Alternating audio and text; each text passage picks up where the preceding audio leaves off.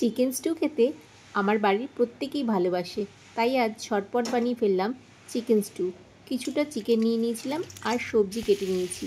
সবজির মধ্যে দিয়েছিলাম পেঁপে, বিনস, গাজর, আলু, পেঁয়াজ কুচি, রসুন কুচি। তারপরে সাদা তেল দিয়ে অল্প বাটার দিয়ে একে একে রসুন কুচি, পেঁয়াজ কুচি দিয়ে একটু নাড়াচাড়া করে চিকেনগুলো দিয়ে দিলাম। তারপরে একে একে সব সবজিগুলো দিয়ে দিলাম গাজর, পেঁপে, আলু, বিনস, সব কিছু সবজি দিয়ে ভালো করে নাড়াচাড়া করলাম। চিকেন স্টু করা খুবই সহজ ব্যাপার, তোমরা তো প্রত্যেকেই পারো, তবুও আমি আজ বানাচ্ছিলাম চিকেন স্টু, তাই জন্য তোমাদের সঙ্গে একটু শেয়ার করলাম।